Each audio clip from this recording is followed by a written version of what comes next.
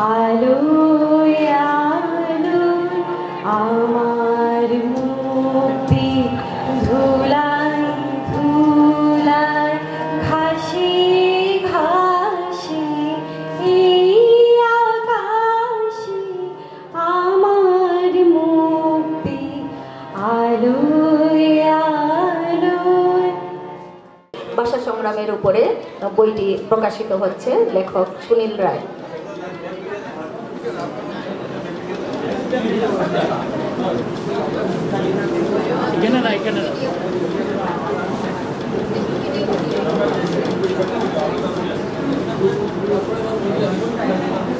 Hello, হ্যাঁ বলছি, দুজন মহিলা মিলে এত বড় প্রোগ্রাম অর্গানাইজ করে দিল, ফলে কোটা টোটা কিছু কথাই হবে না, এবার পুরুষ কোটা হতে পারে, কারণ একটা আপনার রিভেঞ্জ নেব।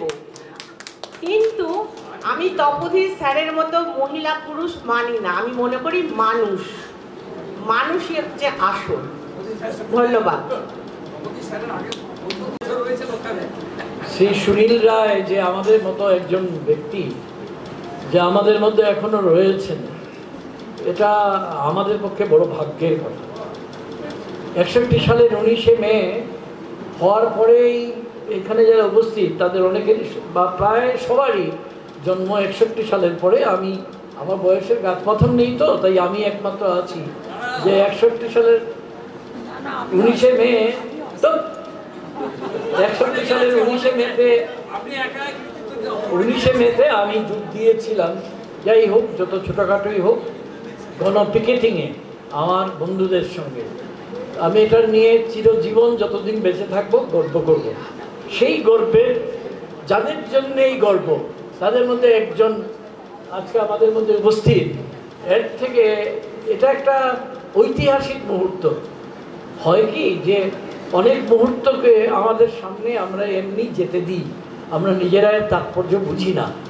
আজকে সুনীলবাবু আমাদের মধ্যে উপস্থিত এবং আমাদের কয়েকজনের হাত দিয়ে এই বইটা বেরোলো, এটা একটা দারুণ ঘটনা আমার কাছে। আমি কত বই তো কত জায়গায় প্রকাশ করি, কিন্তু এইটা আমি আমার কাছে একটা বড় ঘটনা বলে মনে করছি। এবং আমার আগের বলা বক্তব্যকে আমি আপত্তি নিজেই জানিয়ে আমি বইটা কিন্তু নিয়ে নেব। বইটা আমার দরকার। তো আপনি ভালো থাকুন, আপনি আমাদের এইভাবে প্রেরণা দিতে থাকুন সবাইকে। কারণ আমাদের লড়াই যে শেষ হয়নি তা একটু আগে প্রমাণিত হলো যে আমরা যে বাঙালি নই, এটা শহীদের রক্তে পবিত্র এই ভূমি থেকেই এইখানে এখন এই চিন্তাটা চলছে এবং এই চিন্তাটা আমাদের দিয়ে করানো হচ্ছে। আমাদের মধ্যে সেই হোমারের ইলিয়াডের সেই বিখ্যাত বা কুখ্যাত ট্রয়ের ঘোড়া অনেকে ঢুকে গেছে। ট্রয়ের গল্প জানেন তো? ওই কাঠের ঘোড়ার মতো অনেককে ঢুকিয়ে দিয়ে তারপরে ট্রয় অধিকার করেছিল, না হলে কিন্তু গ্রিকরা পারেনি ট্রয়ের সঙ্গে। তো আমাদের মধ্যে ট্রয়ের ঘোড়ারা যেহেতু আছে, এই জন্য সুনীল বাবুদের বড় দরকার, বেশি দরকার। ধন্যবাদ। এবারে লেখক সুনীল রায় বলবেন। আজকে মিতা দাস মানে বদান্যতায় আমার এই ছোট্ট পুস্তকখানা প্রকাশ হয়েছে। এই বইটা খুব ছোট বই, আর আজকে অনেক বছর পর, 61 পরে আজকে 2024, অনেক বছর পরে এই পুস্তকটা আমার লেখা বেরোল। আমি 2001 সন থেকে 2001 সাল আমার লিখতে বাধ্য হয়েছিলাম। আমি বোধহয় 60-এর দশকে কলেজে পড়ার সময় ম্যাগাজিনে লেখছি, আমার প্রকাশিত হয়েছে আমার পূর্বশ্রী পত্রিকায়, তখন 67-তে, এবং পত্রিকায় আমার লেখা বাড়িত। কিন্তু আমি ফোর্সের চাকরি করছি, আর্ম ফোর্সের। সুতরাং আর্ম ফোর্সে কোনো কিছু লেখা যায় না। আর্ম ফোর্সে যতদিন ইউনিফর্ম পরা থাকে আমরা কিছু লিখতে পারি। 2000 সালে পেনশন আসছি। 2000 সালে পেনশন আসার আগে আমি কিন্তু এখানে আসলে সাহিত্য বাসরে যাইতাম পিছন থেকে, কারণ স্কুলে পড়ার সময় ক্লাস ফাঁকি দিতাম। এই সাহিত্য সম্বন্ধে জানার জন্য পিছনে গিয়ে বসতাম কবিদের আসরে।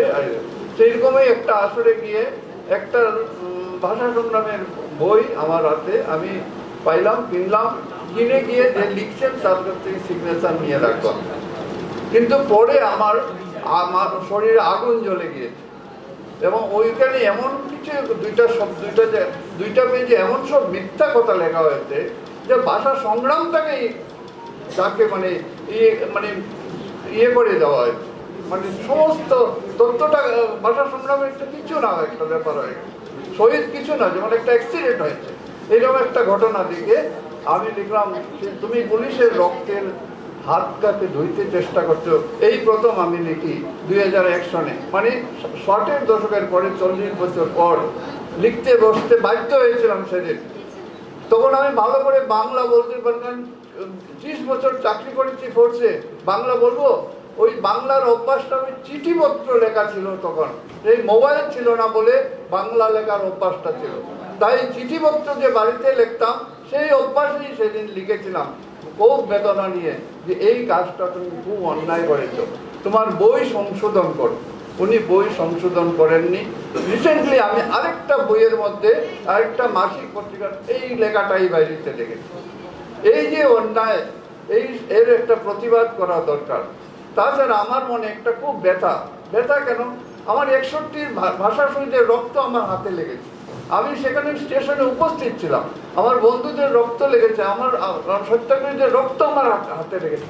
আমি সেই মিছিলে আন্দোলনের আগের থেকে শেষ দিন পর্যন্ত আমি আন্দোলনের সঙ্গে একটা ছাত্র, মাত্র ক্লাস 8-9-এর ছাত্র, আমি তখন আন্দোলনের সঙ্গে আমি জেল কেটেছি। ওনার পিতৃদেব সারা জীবন সংগ্রামী, ওনার নাম কেউ এখানে আনে নাই। ওনার কি বলে, ওনার পিতৃদেব জেলে ছিলেন এই 1961 আন্দোলনে, আমিও সেই সময় জেলে ছিলাম। সুতরাং আমার সঙ্গে ওই যে ওনার পরিচয়, ওনার পিতার পরিচয়, সেই দিকের থেকে আমি 72-এর ভাষা আন্দোলন পর্যন্ত আমরা একসঙ্গে আসছি, আমরা একসঙ্গে সংগ্রাম করেছি। আমি ছাত্র আর উনি বড়দের নেতা, উনি বড়দের সেক্রেটারি আন্দোলনের, আমি ছোটদের ছাত্রদের সেক্রেটারি। এইভাবে আমরা পথে হাঁটছি। সুতরাং আমার খুব আবেগের ব্যাপার আছে। বইটা খুব ছোট্ট। আমি যখন দেখি এখানে উৎসব হয়, আমি বলি কিসের উৎসব? উৎসব কেন হবে? গান কীর্তন হয় শহীদ বেদিতে, কিসের গান কীর্তন? আমার বোনের ভাইয়ের রক্তে যেখানে রাঙ্গা, যেখানে যে আন্দোলন হয়েছে সেই আন্দোলনের কোনো বিন্দু প্রসঙ্গ পর্যন্ত আমরা সাকসেস হয়নি, সম্পূর্ণ ব্যর্থ একটা আন্দোলন 1961-এর আন্দোলন। সেই আন্দোলনে কেন এত উৎসব হবে? সেই জিনিসটা আমি আজকে পর্যন্ত বুঝতে পারি না, কে এই বাতাবরণটা সৃষ্টি করলো। আমরা তো কি চেয়েছিলাম 61 আন্দোলনের একটা উদ্দেশ্য ছিল, একটা দাবি ছিল যে বাংলা ভাষাকে দ্বিতীয় রাজ্য ভাষা ঘোষণা করতে হবে। আর এইটাই একটা মাত্র, আর সঙ্গে ছিল কথা যে অন্যান্য ভাষিক সংখ্যালঘুদের ভাষাকে উপযুক্ত সম্মান দিতে হবে। আমরা তো বেশি কিছু চাইনি। তখনও আমরা 30%-এর উপরে বাঙালি এখানে ছিলাম আসামে, আর এখনো আছি। এক সময় আমরা দ্বিগুণের বেশি আসামে, সমগ্র আসামে শিওর আমরা যখন 39,000, তখন 19,000 ছিল অসমিয়া, আর 39 লক্ষ বাঙালি যখন আসামে, তখন 19 লক্ষ অসমিয়া আর 12 লক্ষ হলো অন্যান্য উপজাতিবাসী। তখন অসমিয়া ভাষাকে আমরা এই নবরূপ দিয়েছি, এই বাঙালিরা নবরূপ দিয়েছে। এই বাঙালিরা অসমিয়া সংস্কৃতিকে সামনে নিয়ে তুলেছে আজকে ভারতের, পৃথিবীর সামনে, বাংলার সামনে। সেই বাঙালি জাতিকে তোমরা অবদমনিত করার চেষ্টা করেছো। সিলেটকে কেন দিয়েছ?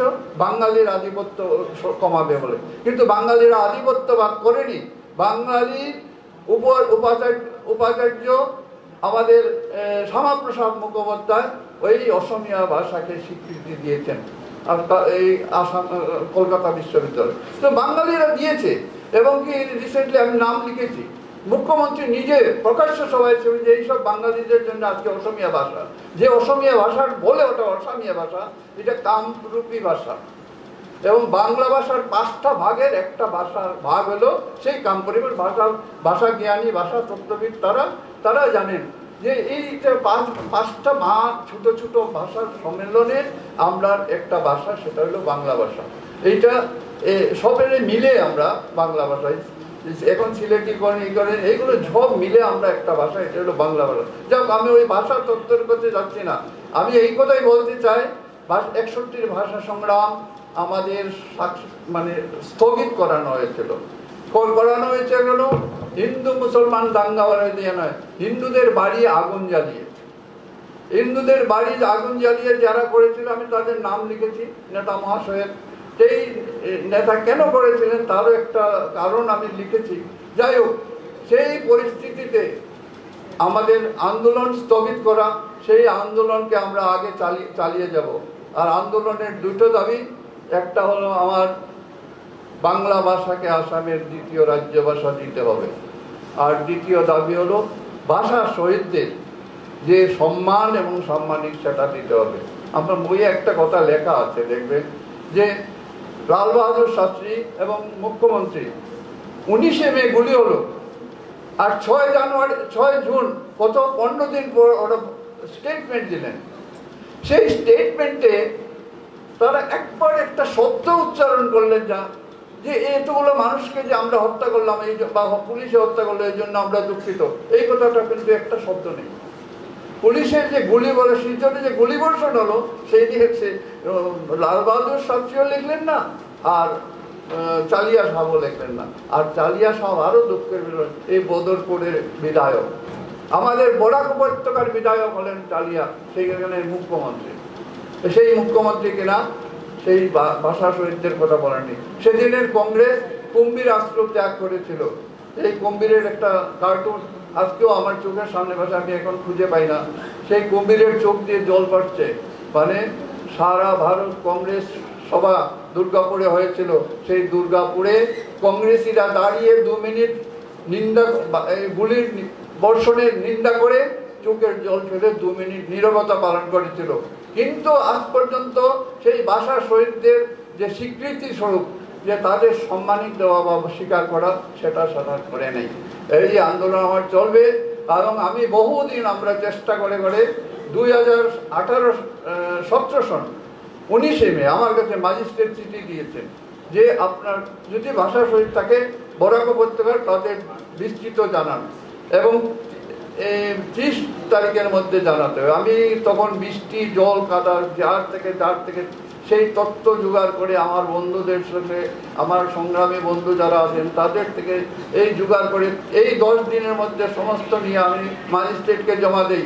তারপরে ইনকোয়ারি করে 26 মার্চ 2018 সনে অ্যাসেম্বলিতে প্রথম 14 জন ভাষা শহীদের নাম আসামে স্বীকৃতি ঘোষণা হয়েছে। কারণ এই অন্যায়ের আন্দোলন চলতে থাকবে। আন্দোলন শুধু রাস্তায় বাইরে হবে না, আন্দোলন কাগজে হবে, আপনার লেখা হবে, আপনার মননে হবে।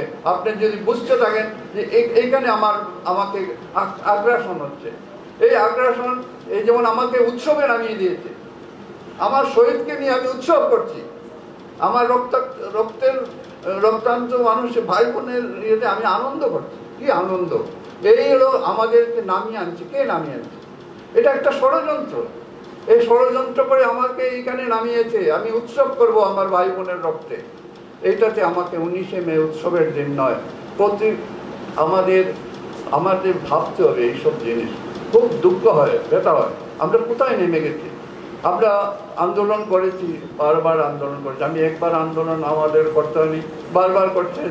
72 আন্দোলন, প্রায় 1 বছর আমরা আন্দোলন করেছি। আমাদের স্যাবোটেজ করার জন্য আমাদের এক সংগ্রামী বন্ধুকে ছুরি মেরে ফেলেছে দুষ্টুরা। তো আমি কি করব? আমরা কি আন্দোলন থেমে গেছি? আমরা আন্দোলন করেছি এবং একটা নিশ্চয় করেছি এবং সার্থক হয়েছে 72 আন্দোলন। আমরা 86-তে আন্দোলন করেছি। 86 আন্দোলনে আমি ছিলাম না, আমি সরকারি চাকরি করতাম। কিন্তু এই ছাত্ররা আন্দোলন করে আজকে আসাম বিশ্ববিদ্যালয় হয়েছে, এবং কিন্তু এখনো শহীদ হয়েছে 2 জন। আসাম বিশ্ববিদ্যালয় স্থাপনার জন্য যে 2 জন শহীদ হয়েছে, তাদের নামে আসাম বিশ্ববিদ্যালয়ে একটা হলও নাই, একটা বাগানও নাই, একটা লাইব্রেরিও নাই, কিচ্ছু নেই। যখন যিশুর নাম করে 21শে জুলাই পালন হয় আসাম বিশ্ববিদ্যালয়ে, কিন্তু আসাম বিশ্ববিদ্যালয়ের সঙ্গে এক উপাচার্যের সঙ্গে আমরা সাক্ষাৎ করেছিলাম। উনি বলছেন স্টেটমেন্ট দিচ্ছেন পেপারে পর্যন্ত যে একটা বাগানের নাম রাখা হবে, উদ্যানের নাম। আচ্ছা যাও, একটা কিছু তো হবে জগন যিশুর নামে, হয়নি তো। এগুলো সংগ্রাম আমার চলতে থাকবে, আমরা চলতে থাকবো। আমি যতদিন বেঁচে আছি, আমার বন্ধুরা সব আপনারা সংগ্রামী, আপনারা বেঁচে। আমি শুধু এই বার্তাটা পৌঁছে দেই, আন্দোলন শেষ হয় নাই, 61-র আন্দোলন এখনো চলছে, চলবে। আমি একটু বেশি বললাম বোধহয়, ক্ষমা করবেন সবাইকে, ধন্যবাদ। বক্তব্য শুনলাম আমরা ভাষা সংগ্রাম নিয়ে, 61-র ভাষা সংগ্রাম নিয়ে বাংলা ভাষার কথা বললেন সুনীল রায়। এবারে আমি সুমিতা ঘোষালকে কিছু বলার জন্য অনুরোধ করছি। তিনি এই 1961 সালের ভাষা সংগ্রাম এই পুস্তকটির প্রকাশের মঞ্চে ছিলেন। তো তিনি এই উন্মোচক, এই বইটির মোড়ক উন্মোচক। তো তাকে বলছি কিছু বলতে। আর তার আগে আমি সুনীল রায়কে অনুরোধ করছি, আপনি একটু মঞ্চে আসুন, আমরা আপনাকে একটু সম্মান জানাতে চাই।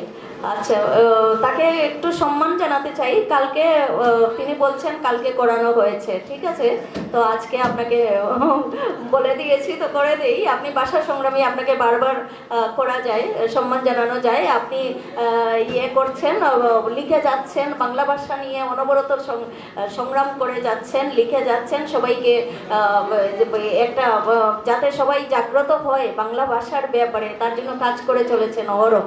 আর মাতৃভাষা সুরক্ষা সমিতির সভাপতি হয়েও আপনি অনবরত কাজ করে চলেছেন, তার জন্য আপনাকে আরেকবার সম্মান জানানো যায় নতুন দিগন্ত প্রকাশনীর পক্ষ থেকে। তো সম্মানটা তুলে দেওয়ার জন্য আমি কবি সুমিতা ঘোষালকে অনুরোধ করছি। তিনি বলছেন তিনি একবার সম্মান পেয়ে গেছেন নতুন দিগন্ত প্রকাশনীর পক্ষ থেকে, তাহলে আর তিনি নিতে চাইছেন না, ঠিক আছে। ওইটাই আবার সুমিতা বোধা আবার দেবে। আমি নিয়ে আসছি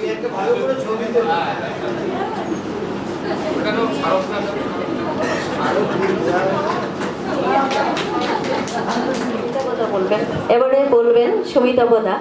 তো সুমিতা বোধাকে আমি একটু সম্মান জানাতে চাই নতুন দিগন্ত প্রকাশনীর পক্ষ থেকে।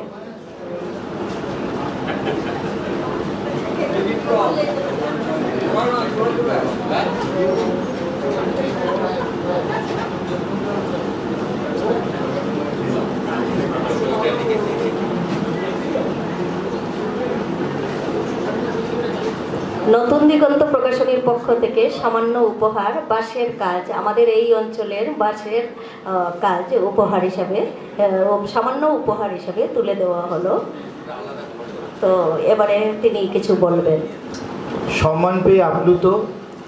আর যে বইটি উদ্বোধন হলো সেটির সঙ্গে উন্মোচক হিসেবে থাকতে পেরে শ্লাঘা বোধ করছি। আর একটা কথা স্বীকার করে নিই, সেটা হচ্ছে সেটা আমার ব্যক্তিগত কথা, কিন্তু আমার মনে হয় পশ্চিমবঙ্গের অনেক বাঙালিরই সেটা বিষয়।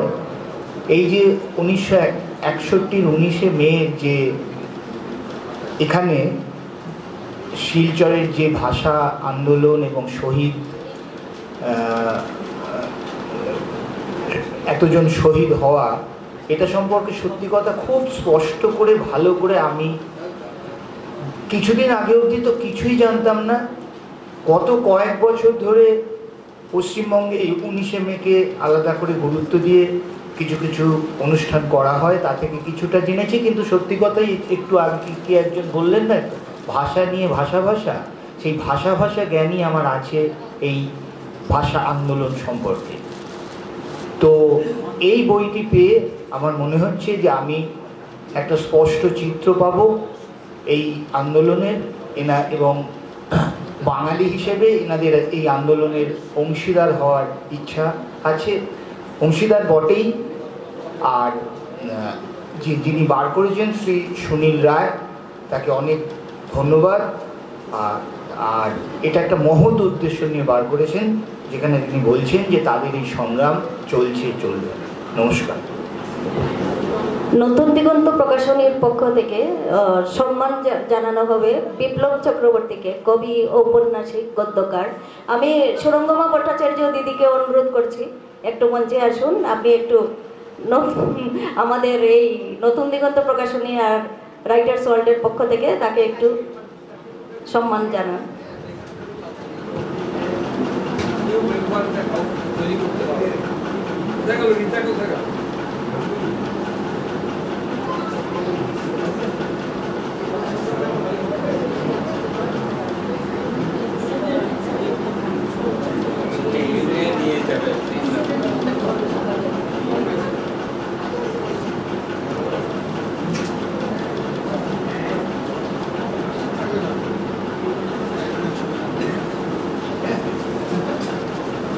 এবারে বিপ্লব চক্রবর্তী কিছু বলবেন, কবি, গদ্যকার। পাঠ্যসূচির বিষয়ের মতো বরাকের ভাষা আন্দোলনটা জানতাম। 11 জন শহীদ হয়েছে, স্টেশনের সামনে গুলিবিদ্ধ হয়েছে বাংলা ভাষার জন্য, বাংলা ভাষার অধিকার রক্ষার জন্য।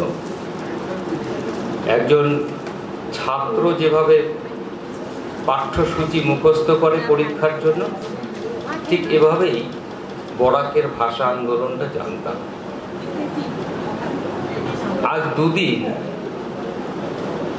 বরাকের এখানে এসে স্থানীয় পত্রপত্রিকা, অর্থাৎ স্থানীয় যে দৈনিক পত্রিকা, কানাইদার দৌলতে সেই দৈনিক পত্রিকার হেডিং দেখে কিছুটা পড়ে উপলব্ধ হলাম এখানকার বাঙালিদের লড়াইটা কি ভীষণ, কি যন্ত্রণাময়, এটা কিভাবে লড়াই করছে। এবং আমার একটা ব্যক্তিগত ধারণা, ডিটেনশন ক্যাম্প মানে বরাকের ভাষা আন্দোলনকে ভুলিয়ে দেবার একটা চক্রান্ত। এটা আমার এখানে এসে উপলব্ধ হয়েছে। আরো বেশি উপলব্ধ হয়েছে অধ্যাপক তপোধীর ভট্টাচার্য এবং অধ্যাপক, দ্বিতীয় যিনি অধ্যাপক, আমার নামটা সবসময় আমি বলতে পারি না, আমার সমস্যা হয়, মনে আসে না, হ্যাঁ, বিশ্বতোষ চৌধুরী। ওনাদের দুজনের বক্তব্য শুনে আমার ছেলেবেলায় আমার বাড়ির পাশে রসিক সরকারের একটা কবিগানের লাইন মনে পড়ে গেল। তিনি মঞ্চে উঠে বলতেন, কালী অসি দিয়ে আঘাত করে চর্মে, কৃষ্ণ বাঁশি দিয়ে আঘাত করে মর্মে। অধ্যাপক তপোধীর ভট্টাচার্য এবং তার সুযোগ্য ছাত্রের বক্তব্য যেন মর্মে বিঁধে গেল। এখনো সেই মর্ম ব্যাধি নিয়ে আছি। কি ভীষণ ভালো লাগলো সে বোঝাতে পারবো না। বাড়তি পাওনা সুনীল রায়ের লেখা বরাক উপত্যকার ভাষা আন্দোলনের দলিল। সবাই ভালো থাকবেন, ভালো রাখবেন। নমস্কার। আমি মঞ্চে ডেকে নিচ্ছি স্বপন ভট্টাচার্যকে। আপনি নতুন দিগন্ত প্রকাশনী ও রাইটার্স ওয়ার্ল্ডের পক্ষ থেকে সামান্য একটু উপহার ও সম্মান তুলে দিন। কবি, গদ্যকার রাজীব গাটির হাত হচ্ছে নতুন দিগন্ত প্রকাশনী ও রাইটার্স ওয়ার্ল্ডের পক্ষ থেকে।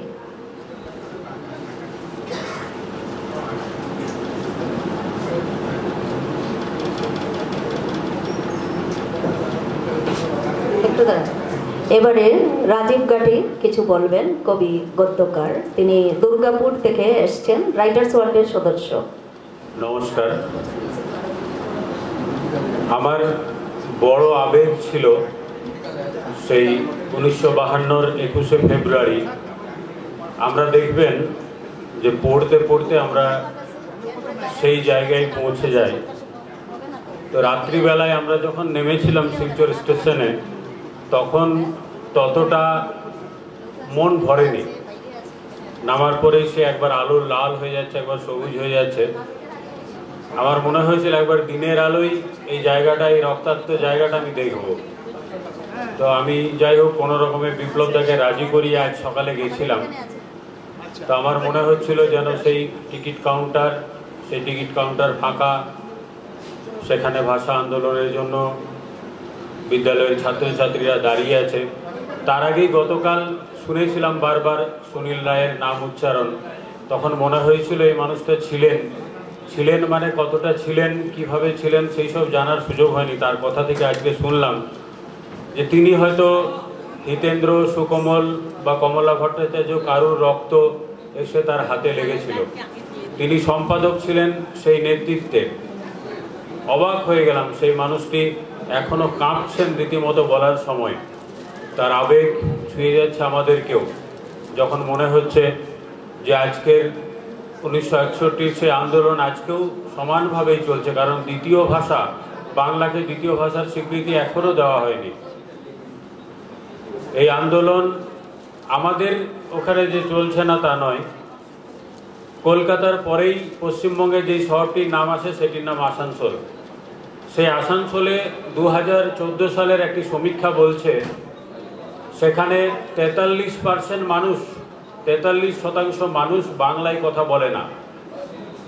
তো পশ্চিমবঙ্গের এরকম দ্বিতীয় বৃহত্তম শহরের এই অবস্থা আমরা যদি দেখি, তাহলে আমাদের এই আন্দোলনের জন্য আবার নেমে পড়া, আমাদের এই ভাবনাটাই থেমে থাকা নয় যে বরাক উপত্যকায় এই সংকট দেখা দিচ্ছে। অধ্যাপক দ্বয় বললেন এই সংকট আমাদের অঞ্চলেও ক্রমশ জেগে উঠছে, ক্রমশ এই সংকট দেখা দিচ্ছে, এবং তার জন্য আমরাও মনে করি আমাদেরও এই বাংলা ভাষার জন্য একটা আন্দোলনের প্রেক্ষাপট তৈরি হয়ে গেছে। শুধু আমাদের একটা সৈনিক হয়ে নেমে পড়ার অপেক্ষার প্রহর গুনছে মাত্র। যাই হোক, একটা তথ্য সমৃদ্ধ বই, কারণ যিনি নিজের চোখে দাঁড়িয়ে নেতৃত্ব দিয়েছেন, থেকেছেন সেই 1961 ভাষা আন্দোলনে, তার গ্রন্থিত একটি পুস্তক প্রকাশের সুযোগ করে দিলেন, এবং মঞ্চে যারা ছিলেন তারা সকলেই আমার প্রণম্য অগ্রজ। তাদের শ্রদ্ধা জানিয়ে বলছি যে এই সুযোগ আমাকে সর্বশ্রেষ্ঠ পাওয়া দিল শিলচর থেকে। কারণ শিলচর মানেই আমরা সেই 1961 ভাষা আন্দোলনের নাম জল করতে দেখি চোখের সামনে, আর সেই ভাষা আন্দোলনের একজন নেতৃত্ব, তার বই মঞ্চে দাঁড়িয়ে হাতে প্রকাশ করা, মানে আমি রীতিমতো কাঁপছিলাম। যে যাই হোক, এই সম্মানে আমি আমার খুশির পরিমাণ বোঝাতে পারবো না, গর্বের পরিমাণ বোঝাতে পারবো না। বরাকের ভাষা আন্দোলন শুধু বরাকের নয়, আমাদের বাংলা ভাষার জন্য যতটুকু সজাগ থাকার দরকার, আমার মনে হয় সজাগ হবার সময় এসেছে। ধন্যবাদ। কানাইলাল জানা, কবি গদ্যকার আছেন এখানে? কবি গদ্যকার কানাইলাল জানা। আমি কবি আশুতোষ দাসকে মঞ্চে ডেকে নিচ্ছি, তাকে আমরা সামান্য সম্মান জানাতে চাই নতুন দিগন্ত প্রকাশনীর পক্ষ থেকে। কবি ঔপন্যাসিক, তার আপনারা জেনে থাকবেন মালিনী বিলের উপাখ্যান তার বিখ্যাত উপন্যাস, খুব জনপ্রিয়তা পেয়েছে, অতি জনপ্রিয় উপন্যাস মালিনী বিলের উপাখ্যান। তো মালিনী বিলের আখ্যান প্রকাশক নতুন দিগন্ত প্রকাশনী, যেটা অত্যন্ত জনপ্রিয় উপন্যাস। আর তিনি দীর্ঘদিন ধরে লিখে চলেছেন। তিনি যেভাবে লিখেন সেভাবে আমরা তো সেভাবে কাজ করতে পারি না, অনবরত কাজ করে চলেছেন তিনি। সদ্য যুবক যারা, তারাও পারবে না। এখানে যারা আছেন ওনার সাথে বোধহয় কেউ কাজে পারবে না, এত কাজ করতে পারেন, এই কাজ করছেন, সেই কাজ করছেন, এভাবেই। আমি দুজনকেই মঞ্চে রাখছি। কবি গদ্যকার কানাইলাল জানা রাইটার্স ওয়ার্ল্ডের সদস্য এসছেন কলকাতা থেকে। আমি কবি আশুতোষ দাসকে মঞ্চে ডাকছি, আমাদের হাইলাকান্দির কবি, দুজনকেই মঞ্চে ডাকছি।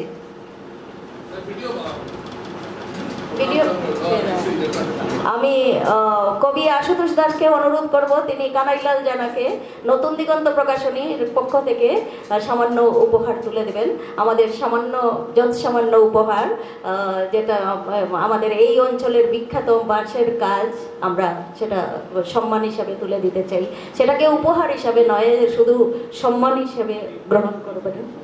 কবি গদ্যকার কানাইলাল জানা, দুই দিগ্গজ, দুই বিখ্যাত মানুষ একজন আরেকজনকে সম্মান তুলে দেবেন।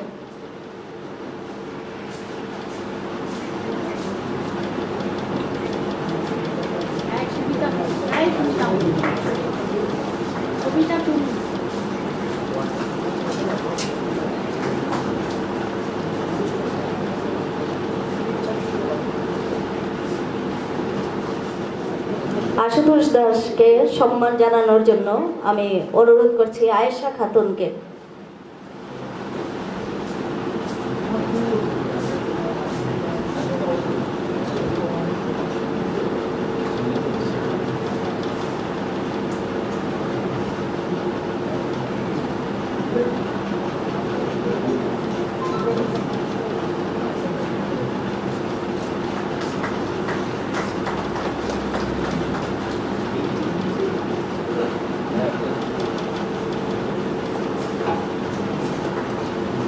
এবারে আমি অনুরোধ করব কবি গদ্যকার কানাইলাল জানাকে, তিনি কিছু বলবেন।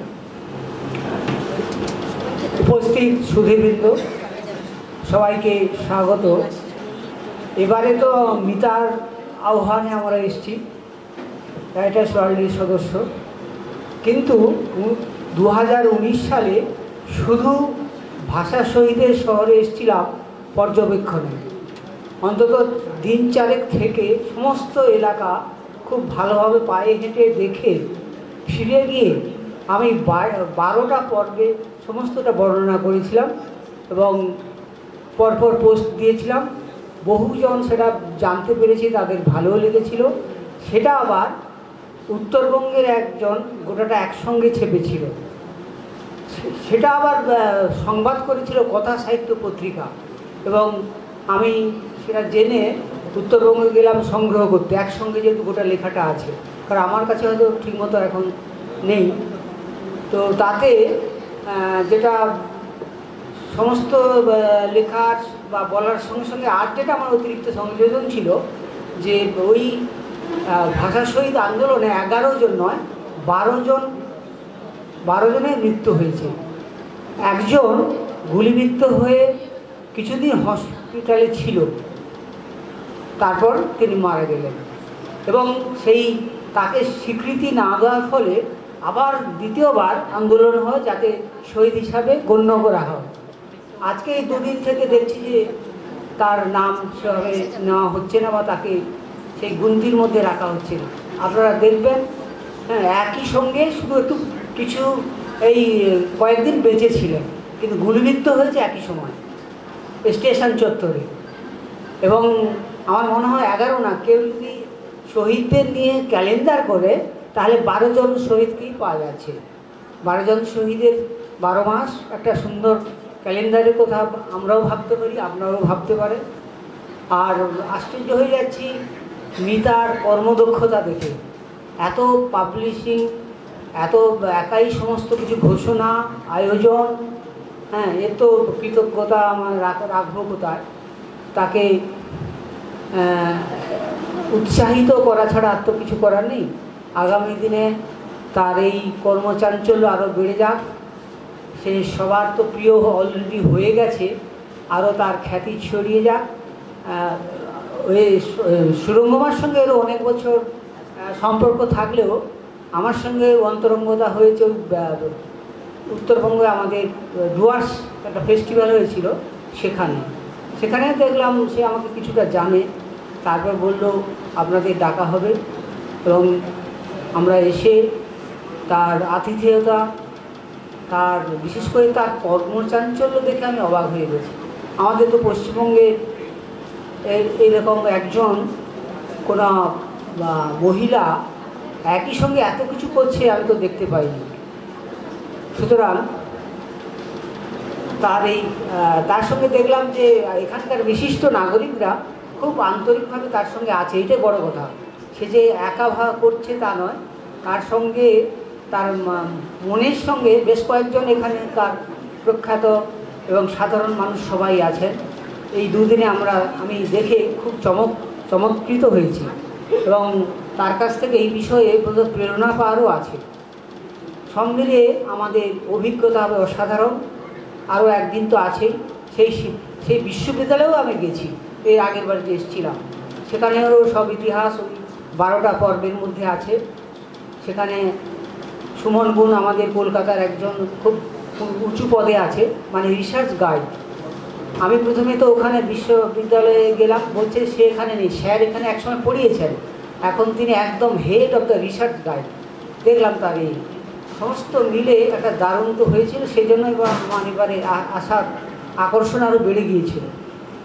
সব মিলিয়ে আমাদের পক্ষ থেকে এবং পশ্চিমবঙ্গবাসীদের পক্ষ থেকে, কলকাতার সবার পক্ষ থেকে আমি মিতা দাস পুরস্কার থেকে অভিনন্দন, শুভেচ্ছা, আন্তরিক ভালোবাসা জানিয়ে শেষ করছি। নমস্কার।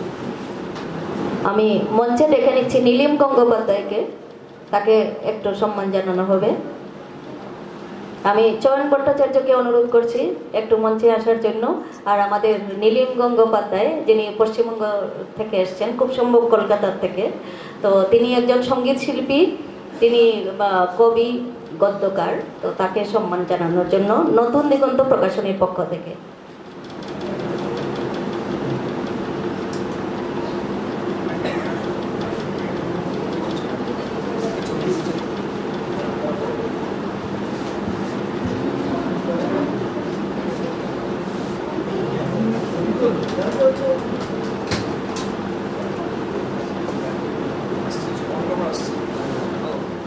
কবি, গদ্যকার, সঙ্গীত শিল্পী নীলিম গঙ্গোপাধ্যায়ের কাছ থেকে আমরা এবারে একটা গান শুনে নিতে চাই।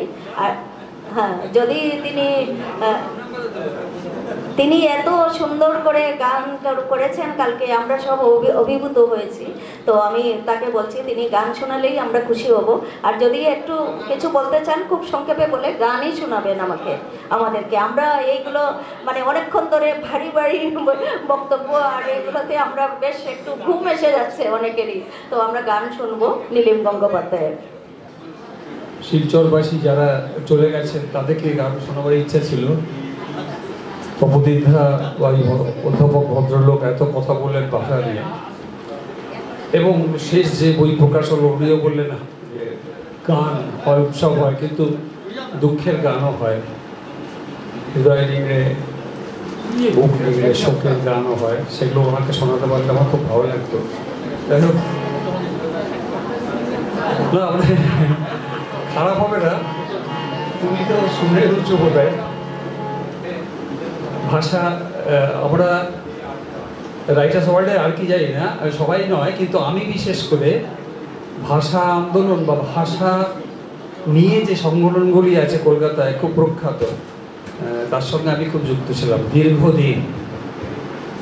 যেমন কলকাতায় সাইনবোর্ডে ভাষা পাল্টাতেই হবে, সেই নিয়ে আমরা বেরিয়েছিলাম। এবং সুনীল গঙ্গোপাধ্যায় ছিলেন সভাপতি, এবং তারা অনেকে মারা গেছেন। এবং আমরা ফুটপাতে গিয়ে, আমরা গ্র্যান্ড হোটেলে পর্যন্ত গিয়ে বলেছি বাংলা করতে হবে। এবং খুব আশ্চর্যের ব্যাপার দেখেছি, মানে অন্য প্রভিন্সের যে ব্যবসায়ীরা তারা খুব চালাক, তারা রাজি হয়ে যেতেন, বাঙালিরাই বলতেন না করবো না, এরকম আর কি। সেসব লক্ষ্য করেছি। দীপমেন্দু পালিত মহাশয় ছিলেন আমাদের সঙ্গে। আমরা গড়িয়াহাটের মোড় থেকে শুরু করে গ্র্যান্ড, হ্যাঁ, অনেক জায়গায় আমি ছিলাম। এবং পরবর্তীকালে এবং একই সঙ্গে ভাষা চেতনা, যেটা ইমানুল হক চালায়, তার সঙ্গে যুক্ত ছিলাম। তো ভাষার এই যে আজকে যে দীর্ঘ আলোচনা হলো, সেগুলো সব আলোচিত, আমরা সব জানি, মানে এরকমই আলোচনা হয়, এর বাইরে তো কোনো আলোচনা হয় না। কিন্তু এখানে এসে যেটা বিশেষ হলো আমার জন্য, সেটা হচ্ছে যে আমি ওই যে কালকে বলেছিলাম আমার ওই গানটা যতক্ষণ না এখানে এসে শোনাতে পারছি, ততক্ষণ গানটা যেন সার্থক হয়নি। সেইটা হলো। আর হলো খুব যেটা ওখানে যেটা হয়নি, সেটা এখানে হলো যে ওই স্পর্শ পেলাম, ব্যথার স্পর্শ, আন্দোলনের স্পর্শ, মাটির স্পর্শ। এবং এই মাটি মানে কি, এখানকার যে মানুষ, তাদের মধ্যে থেকে এই যে ডিটেনশন ক্যাম্প জড়িত, এবং খুব স্পষ্ট করে বোঝা গেল যে গুরুত্বটা, যে হ্যাঁ ওই শেষ হয়ে যায়নি 61-র ওইটা করে আন্দোলন করে কিছু শেষ হয়ে যায়নি, একই রকম ধারাবাহিকতা রয়েছে ভাষা নিয়ে। এবং বাঙালির সমস্যা ভাষা, এবং বাঙালি জাতির সমস্যাটা এখানে রয়েছে, এইটা ফিল করতে পারলাম। যাই হোক, ওইসব করার জন্য দু একটা গান আমার ভাষা নিয়ে আছে, আর একটা বাংলা ভাষা নিয়ে গান শোনাই। বাংলা ভাষার ভেলায় ভীষণ ভেসে, তোমার কথা আমার কথা মেশে, বাংলা ভাষার ভেলায় ভেসে ভেসে, তোমার কথা আমার কথা মেশে।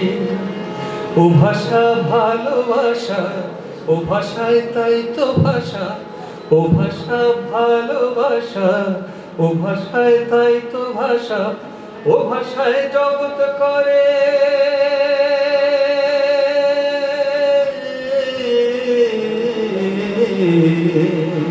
ও ভাষায় জগৎ করে যাওয়া আসা ও ভাষার টানে স্নানে গানে প্রাণে বিশ্ব বিকাশে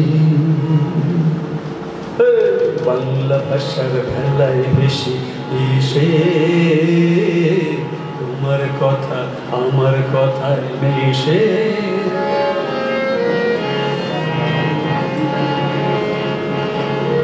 ও ভাষা নিজেই নদী নিজেই ভেলা ও ভাষা কথার ছবি কথার মালা ও ভাষা নিজেই নদী নিজেই ভেলা ও ভাষা কথার ছবি কথার মালা ও ভাষা সহজ সরল আপন আমার বিশ্বাসে প্রশ্বাসে বাংলা ভাষা খেলায় বেশি এসে তোমার কথা আমার কথায় মিশে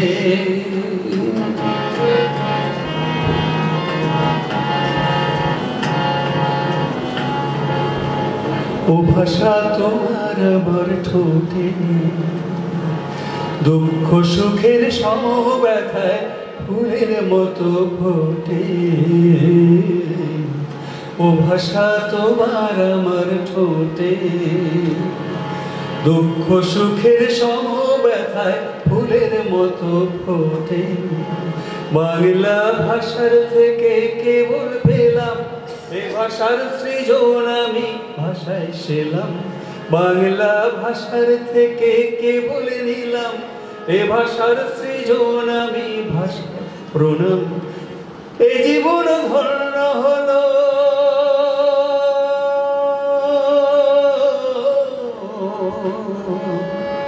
এ জীবন ধন্য হলো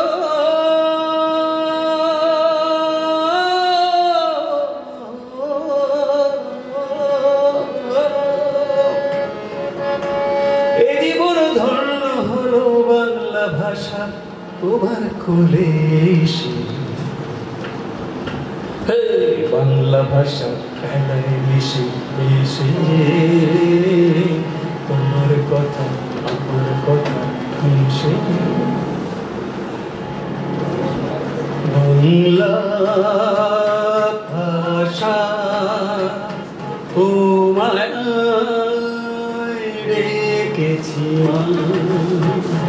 সেই ধরে এ ধরনে ভরায় ছড়ায় ভালোবাসার মোর ছড়া বাংলা ভাষা তোমায় রেখেছি মা মাগো মা মাগো মা মাগো মা আমরা তোমার ছেলে মেয়ে পৃথিবীর পথে হাঁটি তোমার গান গেয়ে আমরা তোমার ছেলে মেয়ে পৃথিবীর পথে হাঁটি তোমার গান গেয়ে যেখানেই যাই শুনিয়ে যাই যেখানে যাই শুনিয়ে যাই তোমার বলে শেখা মাগো সম্প্রীতি তর্জমা মাগো মা মাগো মা মাগো মা মাগো মা বাংলা ভাষা তোমায় ডেকেছি মা ধনি এ ধরনি ভরায় ছড়ায় ভালোবাসার মোর ছড়া বাংলা ভাষা তোমার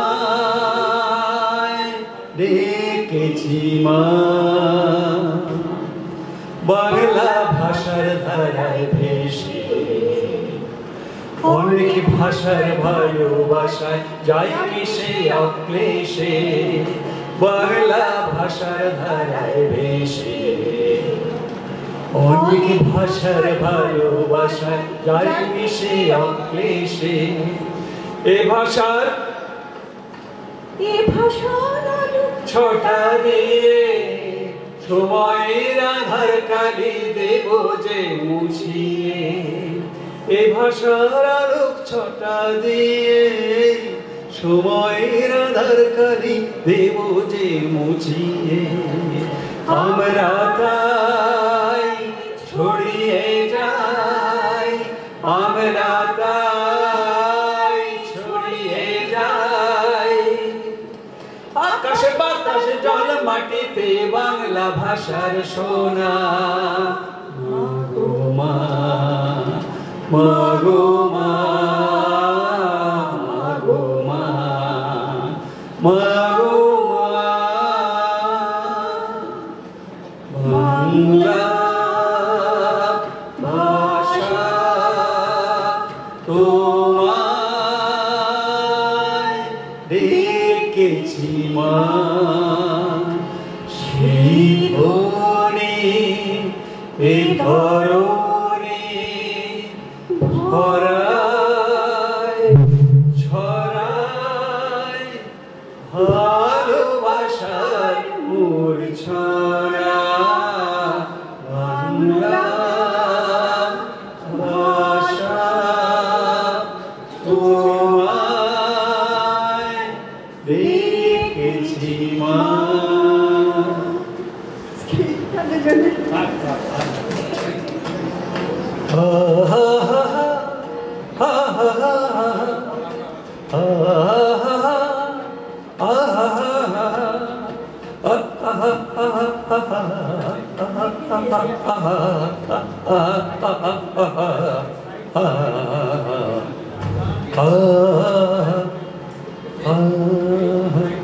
পথে এবার নামো সাথী, পথেই হবে পথ চেনা,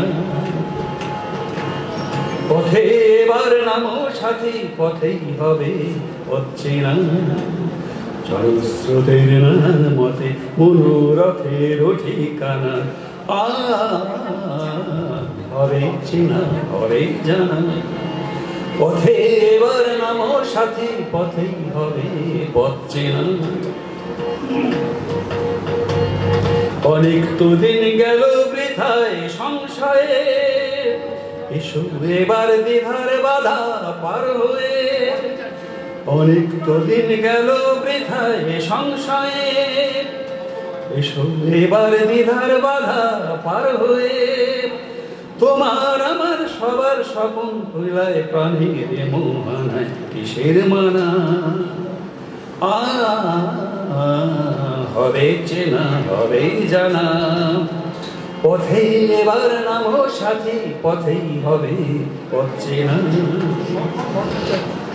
তখন গান তোলে তুফান নবীন প্রাণের প্লাবনারে দিকে দিকে, কিসের বাধা বিপদ বরণ মরণ হরণ চরণ পেলে সে যায় কে। তখন গান তোলে তুফান নবীন প্রাণের প্লাবনারে দিকে দিকে, কিসের বাধা বিপদ বরণ মরণ হরণ চরণ ফেলে সে যায় কে। তখন তো আর শোষণ বাঁধন মানব না, সবার দেশ সবার ছাড়া তো জানব না। তখন তো আর শোষণ বাঁধন মানব না, সবার দেশ সবার ছাড়া তো জানব না। পরোয়ানে আকাশ বাতাস হবেই আশার পরোয়ানা, কিসের মানা। হবে চেনা হবেই জানা, পথে এবার নামো সাথী, পথেই হবে পথ চেনা। জলস্রোতের নানান মতে মনোরথের ঠিকানা, হবে চেনা হবেই জানা। পথে এবার নামো সাথী, পথেই হবে হচ্ছে না। আমার খুবই ভালো লাগছে এখানে এসে, সকাল থেকে যে সুন্দর অনুষ্ঠান হচ্ছে। এখানে ভাষা নিয়েও ডক্টর তপতি ভট্টাচার্য, প্রাক্তন উপাচার্য বিশ্বতোষ চৌধুরী, স্বপ্নময় ভট্টাচার্য এবং অন্য যারা বক্তব্য রেখেছেন, খুবই ভালো লেগেছে। আজ আমার বন্ধুবর আশুতোষ দাসের আজ আমাদের উৎসব। এই বইটি আমি সৌভাগ্যবান বলতে হবে যে আমার হাত দিয়েও এটা উন্মোচিত হয়েছে। সঙ্গে সহযোগী চক্রবর্তীর কস্তুরী কাব্যগ্রন্থ প্রকাশিত হয়েছে। এই যে প্রকাশনা, মিতা দাস প্রকাশিতের প্রকাশনা, নতুন দিগন্ত প্রকাশনী, এই প্রকাশনী থেকে আমারও বই বের হয়েছে দুটো। 2021-এ 5 সেপ্টেম্বর বের হয়েছে করুণাঞ্জলি, আর এই বছর 24 ফেব্রুয়ারিতে সনবিল উৎসবে, আপনারা সনবিলের নাম নিশ্চয়ই শুনেছেন।